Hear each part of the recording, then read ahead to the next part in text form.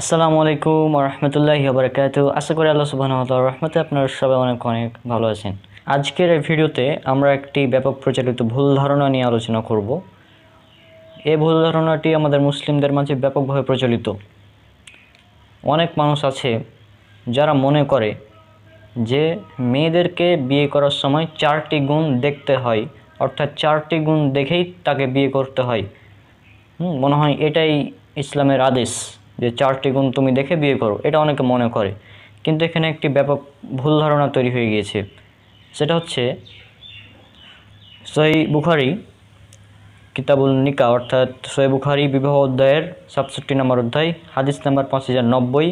এখানে উল্লেখ করা আছে রাসূল সাল্লাল্লাহু আলাইহি ওয়াসাল্লাম তিনি বলেছেন, 4টি বিষয়ের প্রতি লক্ষ্য রেখে মেয়েদেরকে বিয়ে করা হয়: তার সম্পদ, তার বংশমর্যাদা, তার সৌন্দর্য এবং তার দিনদারি। সুতরাং তুমি দিনদারিকে প্রাধান্য দেবে, নতুবা তুমি ক্ষতিগ্রস্ত হবে, নতুবা তুমি লাঞ্ছিত হবে। রাসূল সাল্লাল্লাহু আলাইহি ওয়াসাল্লাম বলেছেন দিনদারিকে প্রাধান্য দিতে। তিনি কখনোই বলেননি যে 4টি গুণের প্রতি তুমি লক্ষ্য করো, এটা কিন্তু বলেননি। রাসূল সাল্লাল্লাহু আলাইহি ওয়াসাল্লাম বলেছেন যে মানুষে করে বা মেয়েদেরকে করা হয়, অর্থাৎ মানুষে করে। অর্থাৎ আমি এটা উদাহরণ দিয়ে বোঝাতে চাই যে মানুষে মেয়েদের 4টি গুণ দেখে বিয়ে করে। মানুষে দেখে তার বংশমর্যাদা, মানুষে দেখে তার সৌন্দর্য, মানুষে দেখে তার সম্পদ। কিন্তু তুমি, অর্থাৎ যে ব্যক্তি মুসলিম, যে ব্যক্তি মুমিন, তাকে বলা হচ্ছে যে কিন্তু তুমি দেখবা কি দিনদারিতা। অর্থাৎ আমাদেরকে রাসূল সাল্লাল্লাহু আলাইহি ওয়াসাল্লাম আদেশ করেছেন দিনদারিতা দেখতে আমাদের আদেশ করেছেন। তার মানে এই না যে সৌন্দর্য দেখা যাবে না, বংশমর্যাদা দেখা যাবে না, বা সম্পদ দেখা যাবে না, এগুলো জায়েজ। কথা হচ্ছে 4টি যে গুণের কথা বলা হচ্ছে, 4টি গুণের মধ্যে প্রথম 3টি সেটা হচ্ছে জায়েজ। সেটা হচ্ছে তার সম্পদ দেখা, এটা জায়েজ, দেখতে পারেন, আপনার ইচ্ছা। তারপর তার বংশমর্যাদা আপনি চাইলে দেখতে পারেন। 3 নাম্বার তার সৌন্দর্য, আপনি চাইলে দেখতে পারেন।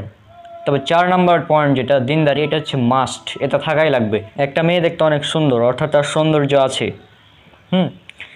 তারপর তার বংশমর্যাদাও আছে, তার সম্পদও আছে, কিন্তু সর্বশেষ পয়েন্ট তার দিনদারিতা নাই। তাহলে তার 3টা পয়েন্ট থাকলে এটা বাতিল, সে মেয়েকে বিয়ে করা যাবে না। অর্থাৎ একটা মেয়ে দেখতে খুবই সুন্দর, বংশমর্যাদাও ভালো, তার সম্পদও আছে, কিন্তু দিনদারিতা নাই, সে পর্দা করে না, নামাজ ঠিকমতো পড়ে না, তাহলে তাকে বিয়ে করা যাবে না। কিন্তু একটা মেয়ে মোটামুটি সুন্দর বা সৌন্দর্য নাই তেমন, বংশমর্যাদাও তেমন নাই, সম্পদও নেই, তবে রয়েছে দিনদারিতা, সে একজন ধার্মিক মেয়ে, দিনদার মেয়ে, পর্দা করে, 5 ওয়াক্ত নামাজ নিয়মিত পড়ে, অর্থাৎ সে দিনদার মেয়ে। এখন 2টি মেয়ের উদাহরণ দিলাম। একটি মেয়ে তার সৌন্দর্য আছে, বংশমর্যাদা আছে, সম্পদও আছে, কিন্তু দিনদারিতা নাই। আরেকটি মেয়ে তার সৌন্দর্য নাই, বংশমর্যাদাও নাই, সম্পদও নাই, কিন্তু তার রয়েছে দিনদারিতা। তাহলে এই 2টি মেয়ের মধ্যে বিয়ের ক্ষেত্রে প্রাধান্য পাবে দিনদার মেয়ে। যে মেয়ের ওর বাকি 3টি গুণ আছে কিন্তু দিনদারিতা নাই, সুতরাং তাকে বিয়ে করা যাবে না। আর এদিককার যে মেয়ের কথা বললাম, তার 4টি গুণের মধ্যে 3টি গুণ নেই, 1টি গুণ আছে, সেটা হচ্ছে দিনদারিতা। দিনদারিতা থাকার কারণে সে মেয়ে প্রাধান্য পাবে, এবং যে মেয়ে দিনদার নয় সে প্রাধান্য পাবে না। আশা করি বিষয়টা ক্লিয়ার করতে পেরেছি। যে অনেকের মাঝে ভুল ধারণা রয়েছে যে মেয়েদের 4টি গুণে দেখতে হবে, আসলে 4টি গুণ দেখতে হবে না। যদি একজন মেয়ে দিনদার হয়, তার সাথে যদি সৌন্দর্য হয় তাহলে এটা প্লাস পয়েন্ট, তার সাথে যদি তার সম্পদ থাকে তাহলে আরও প্লাস পয়েন্ট, সাথে যদি তার বংশমর্যাদা থাকে তাহলে আরও প্লাস পয়েন্ট, নো প্রবলেম। 4টি গুণ বিদ্যমান থাকলে নো প্রবলেম, এটা ভালো। 4টির মধ্যে 2টি গুণ থাকলেও ভালো, তবে মাস্ট দিনদারিতা। অন্য সাবজেক্ট, অন্য বাগে 3টাতে 100তে 100, নো প্রবলেম, 100তে 100, তবে দিনদারিতায় 0, তাহলে কিন্তু হবে না। কিন্তু দিনদারিতা আছে, সৌন্দর্য কিছুটা কম, বংশমর্যাদাও কম, সম্পদও কম, কিন্তু দিনদারিতা আছে, তাহলে এই মেয়েকে বিয়ে করা যাবে, এবং এই মেয়েকে বিয়ে করতে হবে যার মধ্যে দিনদারিতা থাকবে। আর যার মধ্যে সবই আছে কিন্তু দিনদারিতা নাই, তাকে বিয়ে করা যাবে না। এটা হচ্ছে কথা। যদি আপনি বিয়ে করেন তাহলে আপনি লাঞ্ছিত হবেন হাদিসের ভাষ্য অনুযায়ী। আর এই বিষয়টা আমাদের শায়েখ মতিউর রহমান মাদানী হাফিজাহুল্লাহ তিনি ক্লিয়ার করেছিলেন। আমি চেষ্টা করব ভিডিওর শেষে সে ভিডিওটা দিয়ে দেওয়ার। তাহলে আশা করি এই বিষয়টা আপনাদের নিকট ক্লিয়ার যে মেয়েদেরকে বিয়ে করা হয় 4টি গুণ দেখে, অর্থাৎ মানুষের বিয়ে করে 4টি গুণ দেখে। তবে আমাদের দেখতে হবে কি দিনদারিতা। দিনদারিতা থাকবে নাম্বার 1 পয়েন্টে। যদি দিনদারিতা থাকে তাহলে বাকি পয়েন্টগুলো যদি প্লাস হয় তাহলে ভালো, আর না হলে সমস্যা নেই, শুধু দিনদারিতা থাকলেই চলবে। আশা করি বিষয়টা ক্লিয়ার করতে পেরেছি। মেয়েদেরকে বিয়ে করলে মানুষরা 4টি গুণ দেখে। নবী সাল্লাল্লাহু আলাইহি ওয়াসাল্লাম 4টি গুণ দেখতে বলেননি। আমাদের সব বক্তারা ভুল করে, কি বলে তুনকাহুল মারআতু লিআরবাইন, 4টি গুণ দেখে বিয়ে করো। ভুল ফতোয়া এবং ভুল ব্যাখ্যা রাসূলুল্লাহ সাল্লাল্লাহু আলাইহি হাদিসের।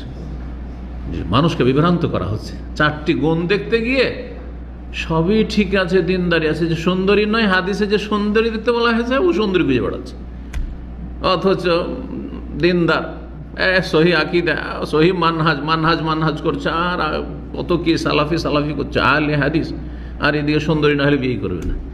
কারণ ভুল বুঝিয়েছে মোল্লারাতে যে 4টি গুণ দেখে বিয়ে করো। না, 4টি গুণ দেখে বিয়ে করো। তুনকাহুল মারআত, নারীদেরকে বিয়ে করা হয় বলা হয়েছে, মানে এটা হচ্ছে সমাজের অভ্যাস, যুবকদের চাহিদা। সবাই চায় যে স্ত্রী সুন্দরী হোক, সবাই চায় যে একটু ভালো ঘরে বিয়ে করি।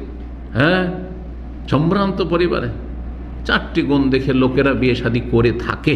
তুনকাহুল মারআতু লিআরবাইন, লিমালিহা, ধন সম্পদ, যাতে একটু খাতির টাতির আপ্যায়নটা ভালো হয়, তাই না? আর কি বলে হাসাবেহা, হ্যাঁ, বংশীয় মর্যাদা দেখে। সম্ভ্রান্ত পরিবারে বিয়ে শাদী করেছে।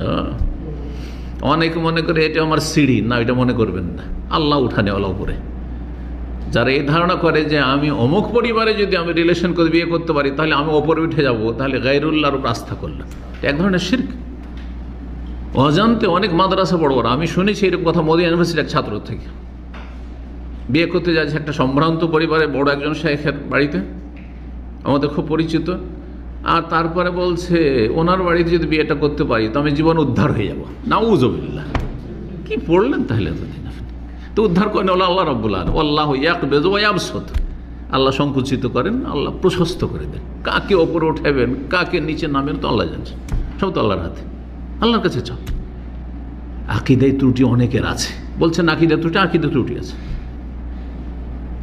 গায়রুল্লাহর সাথে আপনার অন্তরে সম্পৃক্ততা খুব বেশি, আল্লাহর সাথে সম্পৃক্ততা মজবুত করুন। বলে জামালেহা, আর সৌন্দর্য দেখে, কয়টি? 3টি হয়ে গেল। বলে দিনে, হ্যাঁ, আর দিনও দেখা হয়, একজন মুসলিম যদি হয় ওটাও দেখে। কিন্তু আজকাল অধিকাংশ লোক দিনটা শেষ নাম্বারে ওঠে, সব মিলিয়ে পাওয়া যাচ্ছে রে, আরে দিনটাও ঠিক আছে, ওইটা শেষ না, ওইটা আগে। নবী সাল্লাল্লাহু আলাইহি ওয়াসাল্লাম বলে ফাজফার বিযাতিদ দ্বীন, তুমি সফল হয়ে যাও। সফলতা কিসে রয়েছে? দিনদার মেয়েকে বিয়ে করলে। সহিহ বুখারী, সহিহ মুসলিমের হাদিস। আচ্ছা, ছেলেদের ক্ষেত্রে আপনি আপনার মেয়ের জন্য, আপনার বোনের জন্য আপনি ছেলে চয়েস করছেন, ছেলে পছন্দ করছেন, অথবা একটা মেয়ে সাবালিকা, সে বুঝছে কেমন ছেলের সাথে বিয়ে বসবো। এই ক্ষেত্রে নবী সাল্লাল্লাহু আলাইহি ওয়াসাল্লাম কি বলেছেন?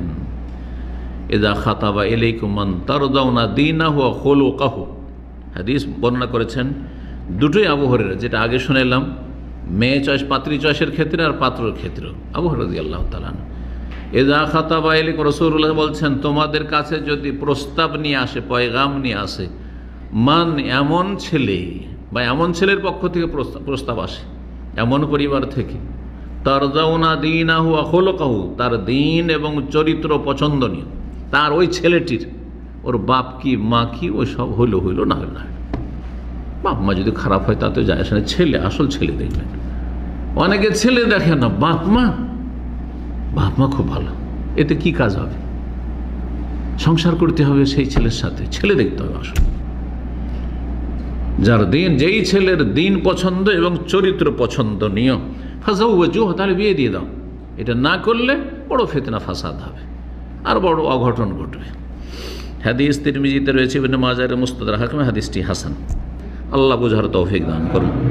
তো দেখা হচ্ছে ইনশাআল্লাহ পরবর্তী কোনো ভিডিওতে। আসসালামু আলাইকুম ওয়া রাহমাতুল্লাহি ওয়া বারাকাতুহু।